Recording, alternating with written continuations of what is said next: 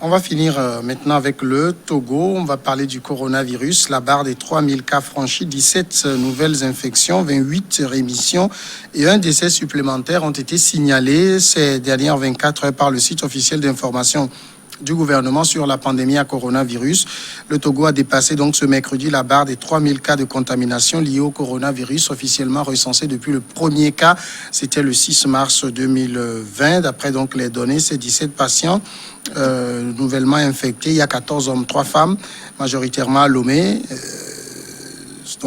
En 24 heures, ce qui fait passer le chiffre à 3014 cas, le total que le Togo enregistre. Mais Eric Johnson, moi, je n'aime pas trop cette manière de présenter les choses, dire que le Togo passe la barre des 3000 cas de contamination.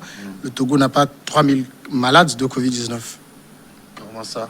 Le Togo a officiellement 406 malades de Covid-19. Confirmé. Bon, en fait, c'est quoi le truc? C'est que tous ceux qui sont passés quand même par le coronavirus sont considérés comme des cas. Oui, bien sûr. Donc, c'est pour ça on parle de 3000 cas. Hein, on est à 3014 aujourd'hui. C'est des gens qui sont passés et qui, certains guéris et malheureusement d'autres 65 décédés. Et donc, moi, mon problème aujourd'hui, c'est que en réalité, nous sommes tous des cas asymptomatiques par rapport à ce virus-là. Vous savez, nous sommes des Africains, nous aimons beaucoup la chaleur humaine. Et si réellement des tests se faisaient aussi rapidement comme dans les pays occidentaux, je pense qu'on dépasserait ce chiffre-là très longtemps. Mais en même temps, au vu de la situation générale, on a comme l'impression que la fraîcheur aussi a un impact dans le développement de la contamination à ce virus-là. Parce que vous voyez les chiffres qui flambent en Occident, en Amérique, etc. C'est quand même curieux. Chez nous, en plus de cela, on attend toujours le club, enfin le groupe de médecins, tout ça, le travail qu'ils sont en train de faire aujourd'hui avec le comité, non pas le comité, mais la cellule des médecins qui a commencé des tests. Ah oui, l'université par rapport au remède. Vous savez, ce qu'ils ont pris comme base pour faire des tests, c'est ce que nous prenons chaque jour chez nous. Oui. Et par conséquent, ça fait peut-être que nous ne développons pas tout de suite les symptômes de ce virus-là. Et donc, nous pensons que nous ne sommes pas malades. Mais peut-être, à partir des tests, des vrais tests, on pourra déceler beaucoup plus de cas de coronavirus. Et la question est de savoir si nous avons 3000 cas ou encore plus. De mon avis, on en a plus. On en a plus, oui. Mais c'est que nous ne sommes pas tous testés. Est-ce qu'il y a, parce que quand je parlais des chiffres, 3014 cas confirmés depuis mars jusqu'à maintenant, mais tout de même 2543 guéris. Moi, j'aime plus insister sur ça. Oui, c'est ce qu'il faut plutôt communiquer. C'est-à-dire que quand vous êtes dans une crise comme celle-ci, comme ce qu'on est en train de vivre depuis début d'année, quand vous alarmez la population, ou bien vous alarmez les auditeurs ou les téléspectateurs ou les lecteurs, c'est pas un bon signe. Ça crée la psychose et que les gens ont du mal en fait à sortir d'eux. Et ça crée également un autre mal par la suite. Et je pense qu'aujourd'hui, il faudrait plutôt mettre l'accent sur le nombre de guérisons que le Togo a enregistré. Mais au-delà de tout, on pourrait mieux faire. On pourrait mieux faire si on était vraiment responsable. Parce que, vu les moyens que les uns et les autres ont mis en œuvre, je pense que si la population respectait vraiment les mesures barrières, et on n'en est pas arrivé là. Aujourd'hui, ce qu'il faut, c'est qu'il faut que les autorités même donnent le bon exemple. Il faut que les autorités ils donnent le bon exemple parce que on l'avait évoqué la dernière fois ici. Quand vous êtes atteint de la maladie, quand vous êtes une autorité, vous êtes atteint de la maladie, ayez le courage en fait de venir devant l'écran pour dire que voilà, la maladie, ça existe bel et bien. Je suis atteint, je suis tombé malade parce qu'on l'a vu ailleurs. Et donc, ça permet en fait à la population de savoir vraiment qu'on est en danger. Mais sauf qu'ici, c'est seulement quand les gens sont guéris qu'ils viennent, ils organisent une conférence en grande pompe pour annoncer que vraiment, ils sont sauvés de la maladie. Mais donc, comme je le dis, au-delà de tout, il faut que nous soyons tous responsables. Il faut nos premiers responsables eux-mêmes, ils mettent les masques. Ça, j'insiste là-dessus. Quand vous apparaissez, quand vous allez apparaître en public, portez le masque pour servir d'exemple en fait aux citoyens. Je le dis aussi parce que quand vous prenez un pays comme le Taïwan, qui a au haut de ses 23 000 habitants, ils sont seulement à 600 cas confirmés aujourd'hui avec seulement 7 décès. Avec 7 décès. C'est pas sorcier. On peut le faire, nous aussi, si chacun dans son coin était responsable et que il était vraiment conscient qu'on est dans une crise sanitaire, que la Covid-19, c'est un danger public parce que quand tu es malade, tu contamines ou bien tu constitues juste un danger pour ton entourage et ta famille. Est-ce qu'il y a à s'alarmer quand on a fait, puisque quand on suit également les chiffres, c'est 151 073 tests qui ont été effectués depuis mars pour 3014 cas. Est-ce qu'il y a à s'alarmer? Je rappelle qu'on ne teste que des gens qui sont des contacts, des cas contacts. Hein. Oui, je crois que au Togo, nous devons commencer, nous devons nous inquiéter de la situation. Je le dis parce que c'est vrai que les médecins abattent donc un travail de titan, ils font donc de leur mieux avec les moyens de bord pour sauver des vies humaines. Mais sauf que nous constatons qu'au Togo, nous mourrons plus que peut-être les pays ou les pays voisins. Prenons juste, j'ai juste fait donc de prendre le Togo et le Bénin. Le Bénin avec 12 millions, près de 12 millions d'habitants, ils ont eu 3055 cas confirmés et ils ont eu plus de 2500 guéris. Aujourd'hui, les cas actifs au Bénin tournent autour de 104 ou 105 cas actifs. Et ils ont eu comme décès 44 décès. Je prends les chiffres du 2 décembre de 2020. Vous prenez les mêmes chiffres au Togo, le 2 décembre 2020 au Togo, vous avez plus de 3000 cas, ou vous avez près de 3000 cas. Près de 3000 cas. Et vous avez aujourd'hui les cas actifs comparativement au Bénin où nous sommes à 100, au Togo nous sommes à 400. Et si vous prenez le nombre de décès, nous sommes à 65. Oui. Alors que le Bénin est à 45.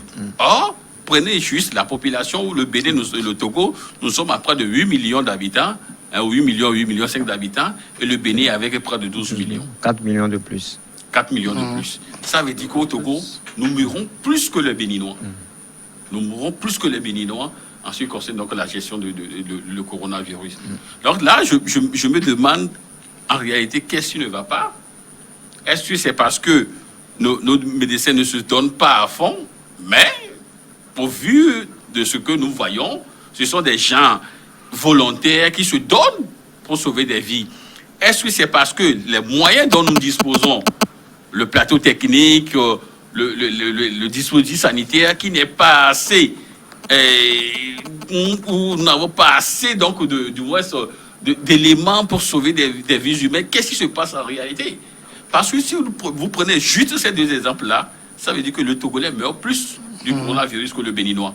Or, le Bénin a plus donc de population que le Togo. Donc ça veut dire qu'il y a problème en réalité. Moi, je peux donner une réponse, enfin, pas totale, mais je peux dire aussi que peut-être ceux qui sont atteints du coronavirus chez nous développent d'autres maladies comme le diabète, comme la tension. C'est un peu la même chose partout aussi. Oui, non, c'est-à-dire que peut-être, je dis, ça peut être aussi une raison du nombre élevé de décès chez nous qu'au Bénin. Est-ce que c'est pas la prise en charge? Oui, je ne parle pas de la compétence, mais de... J'en viens. C'est-à-dire que, déjà, si on considère qu'il y a beaucoup plus de décès chez nous qu'au Bénin voisin, peut y avoir aussi ce problème de prise en charge. C'est-à-dire que la façon dont... Parce que depuis que ça a commencé, je n'ai pas entendu dire au Bénin que les médecins vont en grève pour réclamer de bonnes conditions de travail. Mais ici... Ils sont jamais allés. Non, le ministre, il vous les a contraints. Non, ils ont eu... Le Bénin fait. Ils ont eu... Oui, justement, ici, il y a eu l'intention. Je n'ai pas vu de mouvement au Bénin, c'est ce que je veux dire. Est-ce qu'il y a eu cette intention? Donc l'intention vaut l'acte. Non. Est-ce que vous comprenez bien ce que je dis? Ça veut dire quoi? Ça veut dire que au Bénin, peut-être, pour le corps médical, il y a eu tout de suite un soutien du gouvernement qui permet de mieux prendre en charge les malades. C'est ce que je veux dire. Est-ce que c'est à ce niveau qu'il y a... C'est la question que nous nous posons. Mais je pense que... Non, qu'il y a un problème. Parce que si nous sommes tous dans le même cas et que le corps médical se plaint ici, alors que là-bas, les conditions sont meilleures, je pense que la prise en charge sera aussi meilleure. Je crois que sur ce sujet, nous devons normalement aseptiser nos propos et reconnaître le lourd travail ou bien le louable effort que les médecins sont en train de faire. Vous savez, depuis le déclenchement de la crise, ils sont au fond. Il a fallu que un syndicat du personnel des praticiens hospitaliers du Togo lance ce qu'il appelle campagne nationale pour les équiper, ne serait-ce que des masques de protection. C'est vrai, au début, il y avait eu ce problème-là de masques, il y avait eu des problèmes d'équipement, parce que même dans les usines, il n'y en avait pas, il y avait rupture de stock. Mais à un moment donné, dès que c'est OK, nos médecins ou bien le personnel soignant ici avait du mal à s'en procurer. Il a fallu justement lancer cette initiative-là du Saint-Fort, que moi je salue ici, pour équiper, pour venir en aide en fait à ce personnel-là. C'est-à-dire qu'au début, ils sont en manque de moyens et que quand c'est comme ça, personne ne veut perdre, en fait, personne ne veut mourir pour l'autre. On n'est plus Jésus, il n'y a que Jésus qui a mouru, qui est mort pour toute l'humanité. Donc, nos médecins, ils ne sont plus dans cette logique-là. Et c'est qu'à un moment donné, il a fallu, comme vous le dites, ils ont eu l'intention de manifester, mais ils ont également compris que nous sommes dans une situation de crise et qu'il faut laisser de côté les diverses revendications. Mais on n'avait plus vu, c'est tout récemment qu'on leur a accordé l'assurance. L'assurance COVID. Et au-delà, une prime. C'est des choses qui devaient normalement venir depuis pour les encourager. Justement, c'est ce que je disais. Je demandais si peut-être tel que, selon le tableau comparatif que Sylvestre a dit, je pense que si aujourd'hui le Bénin est présent dans cette situation, je crois que c'est peut-être parce que des efforts du gouvernement, c'est peut-être que les médecins se disent, mais ils sont soutenus et que ce qu'ils font leurs sont reconnus. Je ne dis pas ce que font en fait les nôtres ici ne sont pas reconnus. Mais il faut que ça soit vraiment, ça se sent dans l'acte. Oui, parce que le tableau comparatif qu'a dressé Sylvestre, quand on peut l'étendre quand on va du côté de la Côte d'Ivoire, par exemple, où vous avez plus de 20 000 cas, vous avez moins de 130 décès. D'où on peut tirer la conclusion, on meurt trop au Togo du coronavirus.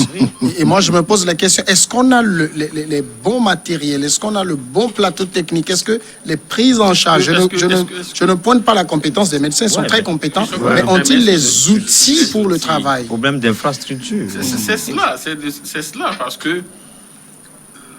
Et là, mon inquiétude, c'est pourquoi je disais tout de go qu'il faut être inquiet. Mon inquiétude, c'est que les frontières terrestres, du moins la frontière terrestre n'est pas encore ouverte.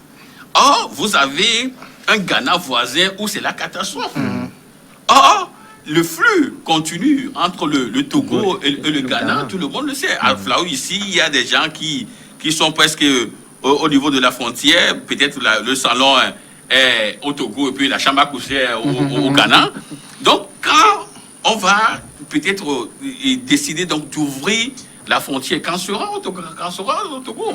Et je vous rappelle également que si le nord du pays a été atteint, où nous avons connu une flambée, c'est parce qu'entre-temps, il y a des mouvements, des gens qui sont revenus du Ghana et qui ont vite regagné donc, leur domicile, leur résidence, et nous avons connu donc une flambée au nord du pays. Alors, si aujourd'hui, la situation telle qu'elle se présente aujourd'hui, l'impression c'est que nous n'arrivons pas à tout circonscrire. Et si demain on ouvre les frontières, qu'en sera-t-il? Il y a le malais demande.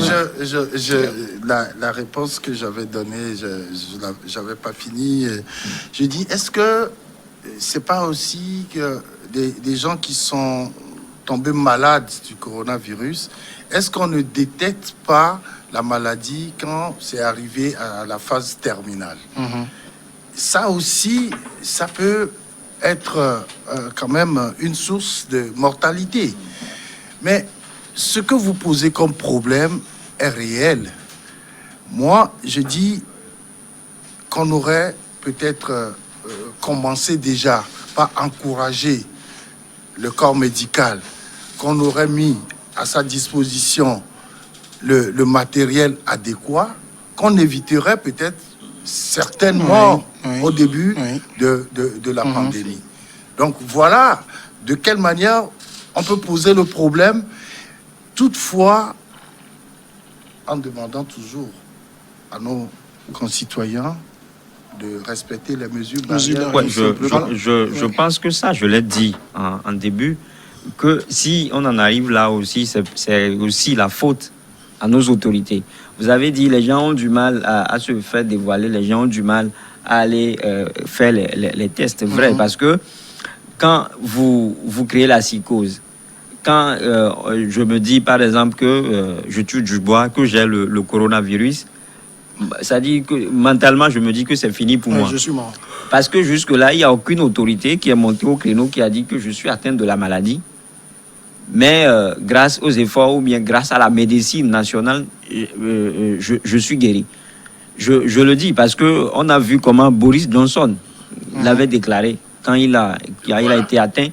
Et donc, il a été mis en quarantaine. Et il a même fait une descente aux enfers avant de revenir. Voilà, tout cela, ça rassure la population. Ça rassure. Donc, dès que quelqu'un, par exemple, dès qu'un ministre ou bien un directeur de cabinet ou bien voilà une autorité va se permettre, va s'adonner à ces exercices-là, vous verrez que les gens même vont se donner du plaisir en se déclarant positif à la maladie. Il y a aussi les réalités africaines qu'il ne faut pas occulter. Quand tu dis que tu es atteint donc, du coronavirus, peut-être que c'est les sorciers du village qui vont profiter pour t'achever. Mais aujourd'hui, même les sorciers même ont peur du coronavirus.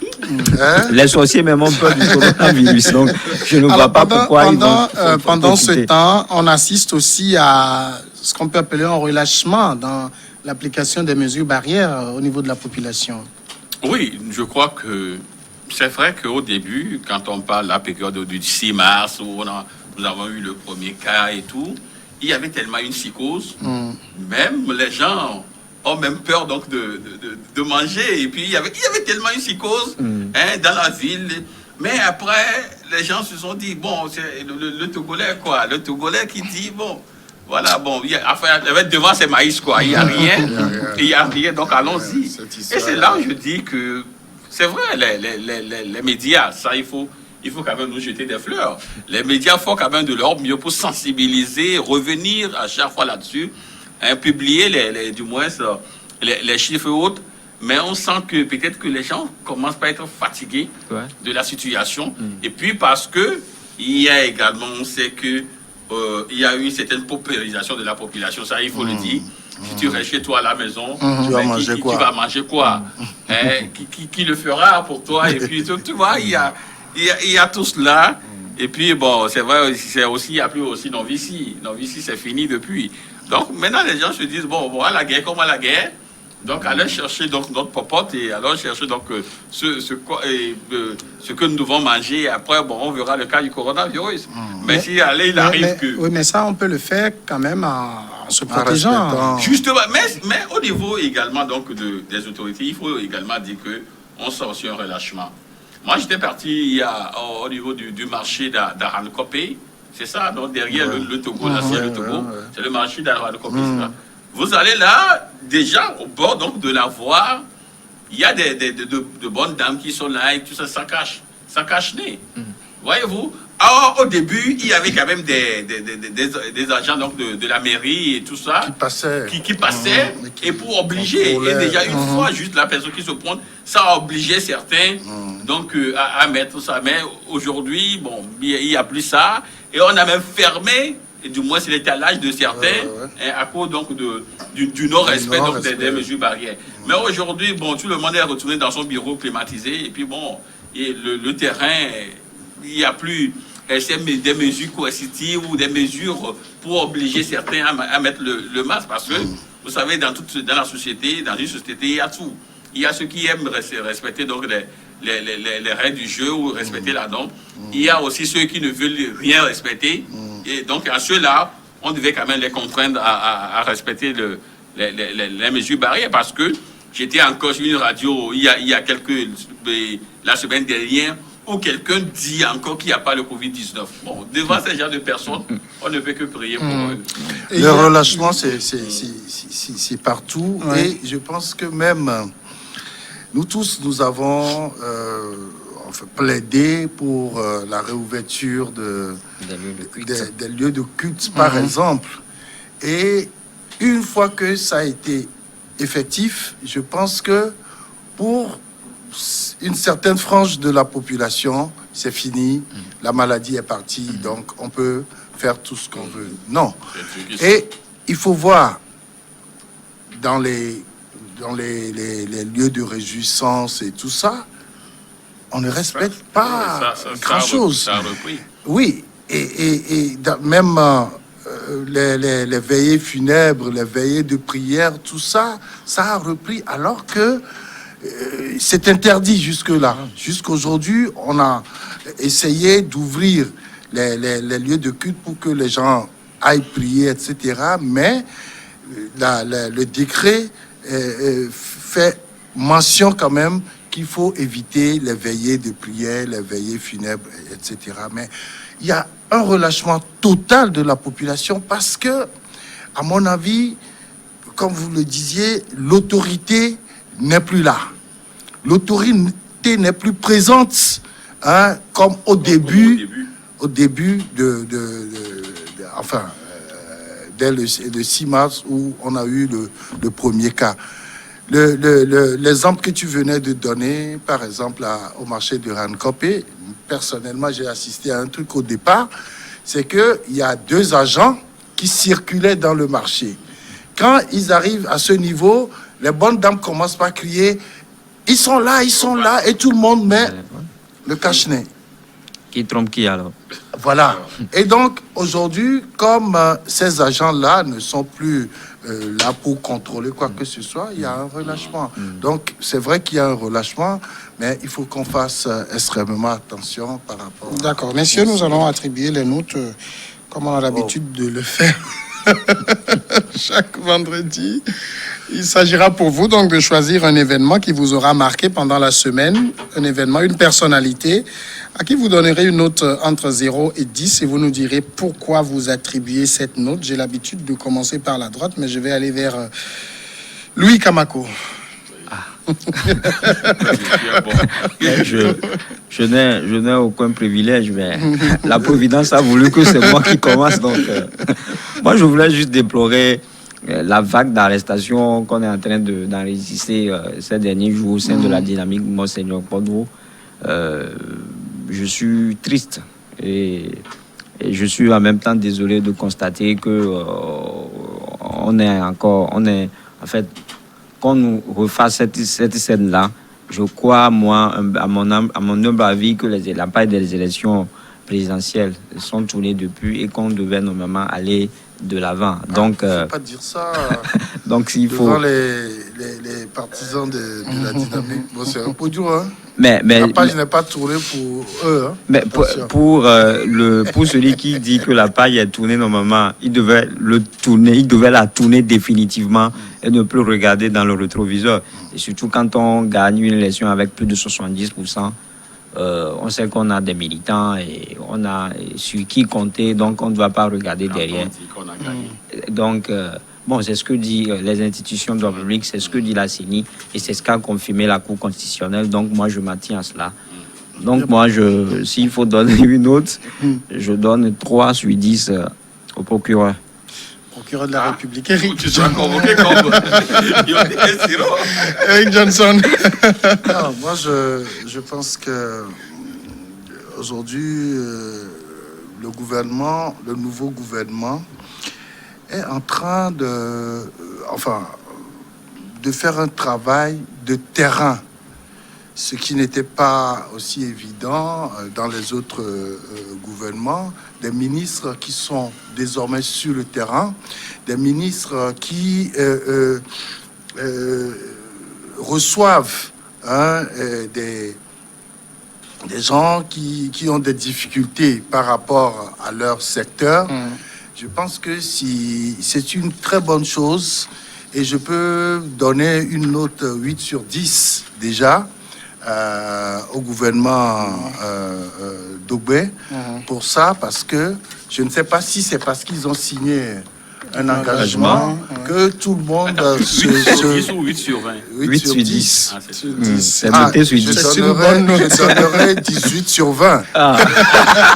Sylvestre, rapidement. Non, moi je crois que s'il y a une note à donner, je devais quand même donner cette note au procureur, mais comme lui m'a devancé, donc je vais plutôt donner une note de 4 à l'opposition togolaise. Parce que vous avez vu, ce sont des gens qui passent leur temps à se tirer, à se mettre les balles dans les pieds et tout. Mais une fois que l'un de leurs a été arrêté, vous avez vu ce concert d'hypocrisie que nous avions vu, où tout le monde veut encore refaire surface après les élections parce qu'ils étaient tous KO. Donc ils ont commencé à prendre des termes qui, si on doit véritablement scruter ces termes-là, ne venaient pas du fond du cœur. Je crois qu'il faut être honnête dans la vie. Et tout ce que nous avons vu la dernière fois, ce n'est que du saupoudrage, c'est du vernissage, c'est de la peau de PLMPP. Merci Sylvestre Béni et Eric Johnson, merci. Merci à Louis Kamako. Merci à vous tous d'être restés à notre compagnie dans cette émission. Continuez par vous protéger contre le coronavirus. Je vous donne rendez-vous la semaine prochaine.